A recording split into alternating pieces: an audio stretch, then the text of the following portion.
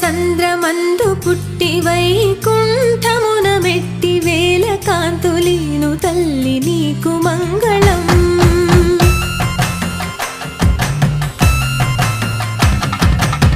పద్మపీఠమందు నిలిచి భక్త కోటికి అభయమిచ్చి భాగ్యమెంతో కూర్చ